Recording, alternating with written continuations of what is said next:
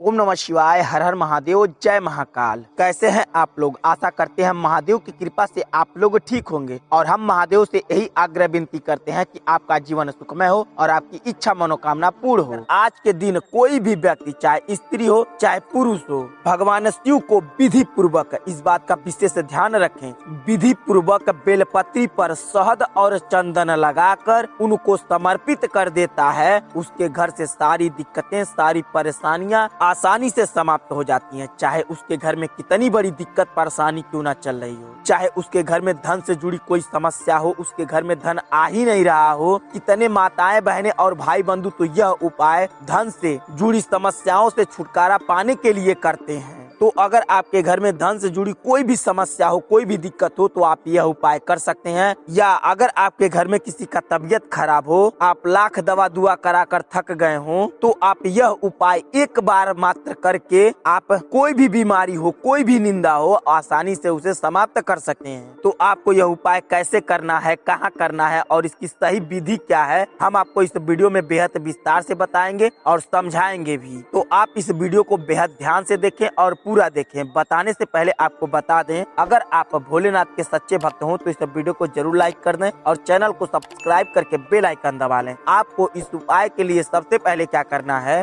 का बेहद ध्यान दें। जब आप बेलपत्री लेने जाएं तो बेल महाराज से आग्रह विनती करके तभी बेलपत्री तोड़ें, अन्यथा आप सूर्य उदय होने के बाद ही तोड़ने जाएं। और आप यह देखकर बेलपत्री लाएं कि बेलपत्री कटी फटी ना होनी चाहिए, वह साबुत बेलपत्री होनी चाहिए। अब आपको थोड़ा सा शहद लेना है और आपको थोड़ा सा चंदन लेना है। इन सारी सामग्रियों के साथ साथ आपको 1 लोटा जल लेना है। इस बात का बेहद ध्यान रखें, अगर आप अपने घर में गंगा जल रखे हैं तो उस जल में थोड़ा सा गंगा जल जरूर डाल लें। और जब आप लोटे में गंगा जल डाल रहे हो तो हर हर गंगे मन में एक बार बोलना बेहद जरूरी है। अब आप इन सारी सामग्रियों को लेने के बाद अगर आप चाहते हैं कि और कोई फूल पत्ती भगवान शिव को अर्पित करना है तो ले सकते हैं, पर यह सामग्री आपको बेहद आवश्यक है। इतना सब कुछ लेने के बाद अब आपको भगवान शिव के मंदिर पर जाना है। इस बात का बेहद ध्यान रखें आप सभी। कभी भी आप पूजा पाठ के लिए भगवान शिव के मंदिर पर जाएं तो एक बात का बेहद ध्यान रखें कि उस मंदिर का प्राण प्रतिष्ठा हुआ है कि नहीं हुआ है। यह प्राण प्रतिष्ठा क्या होता है हम आपको संक्षिप्त में बता देते हैं। जब कभी भी मंदिर की स्थापना होती है तो उसमें सबसे पहले उस मंदिर का प्राण प्रतिष्ठा होता है। किसी भी देवी देवता का मूर्ति उस मंदिर में बैठाया जाता है तो सबसे पहले उस मूर्ति में प्राण प्रतिष्ठा की जाती है, उसके बाद ही उस मंदिर का पूजा पाठ किया जाता है। अगर आपको प्राण प्रतिष्ठा क्या होता है पूर्णतः जानना है तो आपको नीचे डिस्क्रिप्शन में एक वीडियो का लिंक दिए हैं, आप उस वीडियो को देखकर पूर्णतः समझ सकते हैं कि प्राण प्रतिष्ठा क्या होता है और इसका क्या महत्व है। जब आप शिव मंदिर पर चले जाएं, घंटी को 3 बार बजाकर हर हर महादेव का नारा एक बार लगा लें, उसके बाद ही उस मंदिर में प्रस्थान करें। अब आपको उस मंदिर के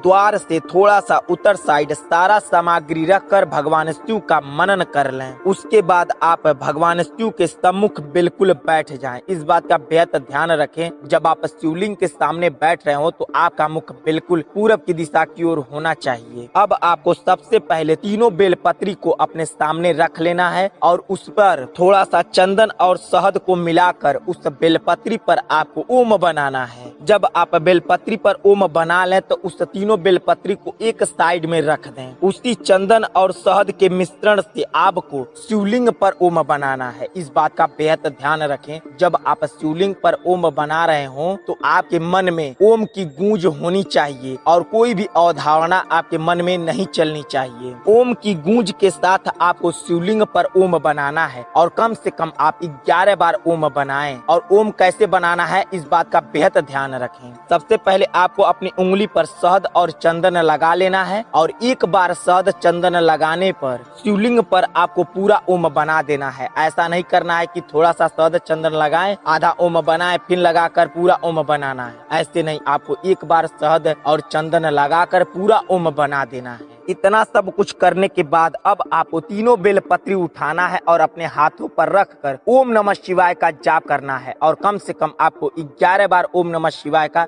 जाप करना है। जब आप जाप कर लें तो उसके बाद एक बेलपत्री शिवलिंग के ऊपर रख दें और एक बेलपत्री अशोक सुंदरी की जगह रख दें और एक बेलपत्री जलधारी के बिल्कुल सीधाई पर जहाँ जल गिरता है वहाँ पर रख दें। अब आपको अपने हाथ जोड़कर आंख बंद करके आपकी जो इच्छा है, जो मनोकामना है, भगवान शिव को कह देनी है। अब आप जो कुछ भी फूल पत्ती भगवान शिव को चढ़ाने के लिए लेकर गए हैं वह उनके ऊपर समर्पित कर दें। अब आपको अंत में लोटे का जल लेना है और ओम नमः शिवाय का जाप करके लोटे का जल धीरे धीरे शिवलिंग पर गिराना है। और इस बात का बेहद ध्यान रखें, जब लोटे का जल शिवलिंग पर गिरा रहे हो तो आपको श्री शिवाय नमस्तुभ्यम का जाप करना है। और कब तक जाप करना है? जब तक लोटे का जल पूरा गिर ना जाए। जब पूरा लोटा का जल गिरा लें तो आप लोटा उल्टा करके भगवान शिव के सामने रख दें और वहाँ पर जो आप जलधारी के बिल्कुल सीधाई पर जो बेलपत्री रखे थे उस बेलपत्री को आप उठा लें। अब आप लोटा और बेलपत्री लेकर अपने घर चले आएं। इस बात का बेहद ध्यान रखें कि बेलपत्री जब वहाँ से उठा लें तो आपको बोलना नहीं है। आप इशारे में उनसे कुछ भी कह सकते हैं, पर आप जब जलधारी के बिल्कुल सीधाई वाला बेलपत्री उठा लें तो आपको बोलना नहीं है और तुरंत घर पे आए, जहाँ कहीं भी आप पूजा पाठ करते हो उस बेलपत्री को रख दें। उसके बाद आप बोल सकते हैं। अब आपको जैसे ही शाम होती है, जैसे ही सूर्य देवता डूब जाते हैं,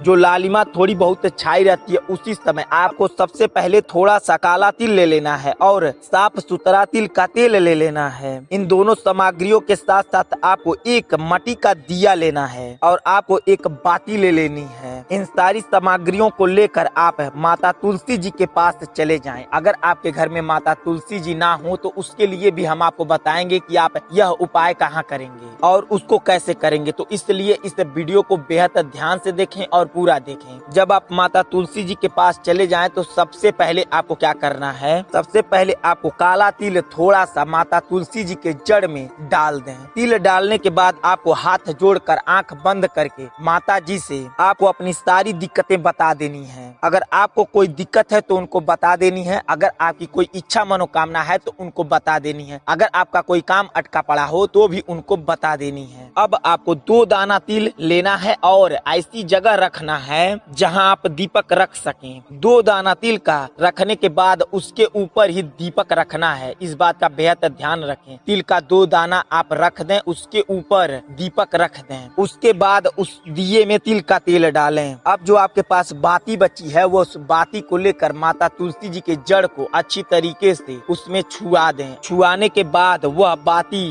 दिए में रख कर उसे प्रज्वलित कर दें। दीपक जलाने के बाद इस बात का बेहद ध्यान रखें, जो आप दीपक की बाती लगाए हैं वह तुलसी माता जी की तरफ होनी चाहिए। जब आप दीपक जला लें तो जो आप तिल का दाना उनके जड़ के पास छीटी हैं या छीटे हैं तो उसमें से कुछ दाना माता तुलसी जी से मांग कर वह ले लें और अपने तिल के जो तिल लेकर गई हैं उस तिल में डालकर अच्छे से मिला लें और वह तिल लेकर चले आए अपने घर में। उस तिल के दाने को अपने घर में हर एक कमरे में हर एक जगह एक एक तिल फेंक देना है। इतना जब कर लेंगे आप दूसरा दिया लेना है और ठीक उसी प्रकार आपको साफ सुथरा दिया लेना है और उस दिए के लिए आपको साफ सुथरा तिल का तेल लेना है और साफ सुथरी बाती लेनी है। इस बात का बेहद ध्यान रखें, वह दिया पहले जलाया ना हो। ऐसा नहीं कि जो दिया जला हो और फिर उसके बाद उसे यूज कर ले, नहीं। जो दिया एक बार यूज हो गया है उसको आपको नहीं लेना है। साफ सुथरी दिए की बाती लेनी है और दिया भी साफ सुथरा ही लेना है। दिए के साथ साथ आपको थोड़ा सा चावल लेना है। इस बात का बेहद ध्यान रखें, जो चावल का दाना ले वो आपके घर का ही होना चाहिए। ये नहीं कि किसी के घर से मांग ले, नहीं, वह चावल का दाना आपके घर का होना चाहिए। ठीक उसी प्रकार जिस प्रकार हम आपको पहले बताए हैं उसी प्रकार आपको माता तुलसी जी के पास जाना है। वैसे ही चावल का दाना उनके जड़ में रख देना है और आपकी जो इच्छा है, जो मनोकामना है, जो कोई भी काम अटका पड़ा है वह माता तुलसी जी को श्रद्धा पूर्वक अपने मन में कहकर माता जी को बता देनी है। वहाँ से भी आपको थोड़ा सा चावल का दाना लेकर जो चावल लेकर गए हैं उसमें मिला लें। यह चावल का दाना अपने घर के बाहर छींटना है। इस बात का बेहद ध्यान रखें, जो चावल का दाना है वो घर में नहीं छींटना है, उसे आपको अपने घर के चारों तरफ बाहर बाहर छींटना है। यह 2 दीपक का उपाय आपके जीवन के लिए अति लाभकारी है, क्योंकि यह उपाय कई सारी ग्रंथों में भी बताया गया है। अगर आपके घर बड़ी से बड़ी विपदा चल रही हो तो यह उपाय जरूर करके देखें। अब आपको बताते हैं, अगर आपके घर माता तुलसी जी ना हो तो आपको यह उपाय कहाँ करना है और कैसे करना है।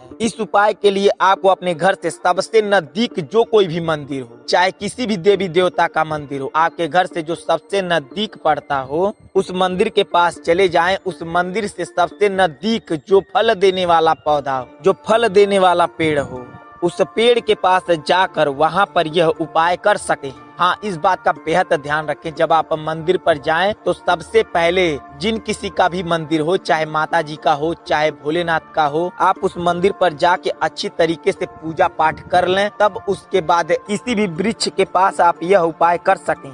अगर यह उपाय आपको अच्छी तरीके से समझ में आ गया हो तो कमेंट बॉक्स में आप जिस किसी भी देवी देवता का पूजा पाठ करते हो उनका नाम कमेंट बॉक्स में जरूर लिख दें, और इस वीडियो को लाइक तो जरूर करें और चैनल को हो सके तो सब्सक्राइब भी कर सकते हैं। चलिए मिलते हैं आपसे अगली वीडियो में, तब तक के लिए श्री शिवाय नमस्तुभ्यम, हर हर महादेव।